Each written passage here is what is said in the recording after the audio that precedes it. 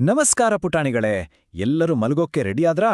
ಸರಿ, ಇವತ್ತು ಅಜ್ಜಿ ನಿಮ್ಗೊಂದು ತುಂಬಾನೇ ಚಂದದ ಕತೆ ಹೇಳ್ತೀನಿ. ಕತೆಯ ಹೆಸರು ಚಿಕ್ಕ ಆನೆ ಮತ್ತು ಜಾದೂ ನದಿ. ಹಾ, ಬನ್ನಿ, ಎಲ್ಲರೂ ಹತ್ರ ಬನ್ನಿ. ಆರಾಮಾಗಿ ಮಲ್ಕೊಂಡು ಕಣ್ಣು ಮುಚ್ಕೊಳ್ಳಿ. ಈಗ ಅಜ್ಜಿ ಹೇಳೋ ಕಥೆಯನ್ನ ನಿಧಾನವಾಗಿ ಕೇಳಿಸ್ಕೊಳ್ಳಿ, ಆಯ್ತಾ? ಒಂದಾನೊಂದು ಕಾಲದಲ್ಲಿ ಒಂದು ದೊಡ್ಡ ದಟ್ಟವಾದ ಕಾಡಿತ್ತು. ಎಲ್ಲೆಲ್ಲೂ ಹಚ್ಚ ಹಸಿರು ಮರಗಳು. ಆ ಕಾಡಿನಲ್ಲಿ ಗಣು ಅಂತ ಒಂದು ಮುದ್ದಾದ ಪುಟಾಣಿ ಆನೆಮರಿ ವಾಸವಾಗಿತ್ತು. ಗೊತ್ತಾ, ಅದು ತನ್ನ ದೊಡ್ಡ ದೊಡ್ಡ ಕಿವಿಗಳನ್ನ ಬೀಸುತ್ತಾ ತನ್ನ ಪುಟ್ಟ ಕಣ್ಣುಗಳಿಂದ ಪ್ರಪಂಚವನ್ನೇ ನೋಡ್ತಾ ಖುಷಿಯಿಂದ ಓಡಾಡ್ಕೊಂಡಿತ್ತು. ಆ ಗಣುಗಿದೆಯಲ್ಲ, ನೀರಂದ್ರೆ ಪಂಚಪ್ರಾಣ.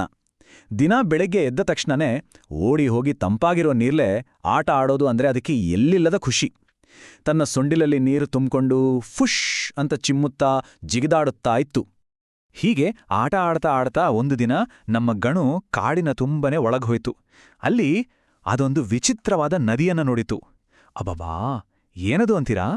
ಆ ನದಿಯ ನೀರು ಬಂಗಾರದ ಥರ, ಮಳೆಬೀಳು ಬಣ್ಣದ ಥರ, ಆಕಾಶದಲ್ಲಿರೋ ಸಾವಿರಾರು ನಕ್ಷತ್ರಗಳ ಥರ ಪಳಪಳ ಅಂತ ಹೊಳೆತಾ ಇತ್ತು.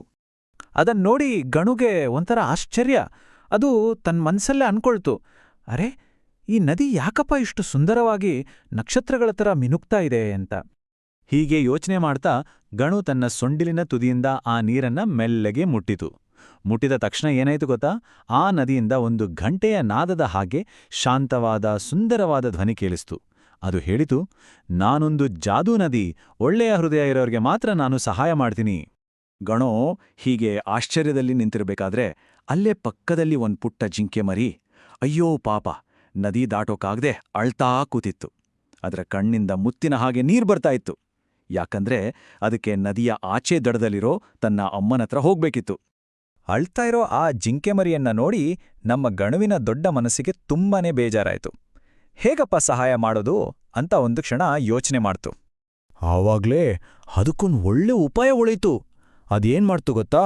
ತನ್ನ ಉದ್ವಾದ ಗಟ್ಟಿಯಾದ ಸುಂಡಿಲಿಂದ ಒಂದು ಹೂವನ್ನ ಎತ್ತಿದ ಹಾಗೆ ಆ ಜಿಂಕೆ ಮರಿಯನ್ನ ಮೆಲ್ಲಗೆ ಎತ್ತಿ ನದಿಯ ಆಚೆ ದಡದಲ್ಲಿ ಅದರ ಅಮ್ಮನತ್ರ ಸುರಕ್ಷಿತವಾಗಿ ಬಿಟ್ಟು ಬಂತು. ಗಣುವಿನ ಈ ಒಳ್ಳೆ ಕೆಲಸವನ್ನ ನೋಡಿದ ತಕ್ಷಣ ಆ ಜಾದೂ ನದಿಗೆ ಎಲ್ಲಿಲ್ಲದ ಸಂತೋಷವಾಯಿತು. ಅದು ಖುಷಿಯಿಂದ ನಕ್ಕ ಹಾಗೆ, ಸಾವಿರಾರು ಮಳೆಬಿಲ್ಲುಗಳು ಒಟ್ಟಿಗೆ ಬಂದ ಹಾಗೆ ಇನ್ನಷ್ಟು ಪ್ರಕಾಶಮಾನವಾಗಿ ಹೊಳೆಯೋಕೆ ಶುರು ಮಾಡಿತು.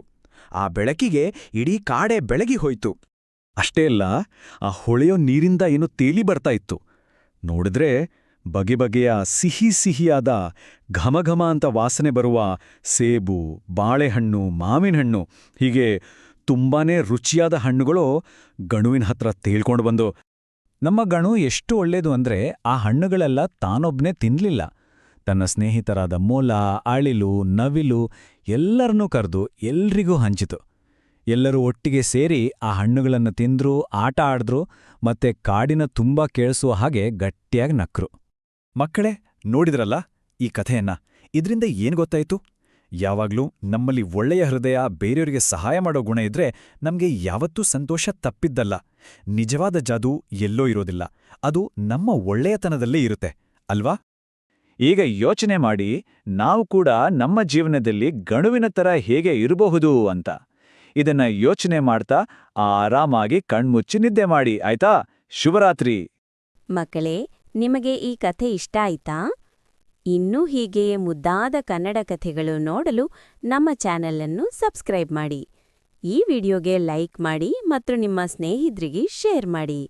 ಮತ್ತೆ ಇನ್ನೊಂದು ಹೊಸ ಕಥೆಯಲ್ಲಿ ಭೇಟಿಯಾಗೋಣ. ಬಾಯ್ ಮಕ್ಕಳೇ.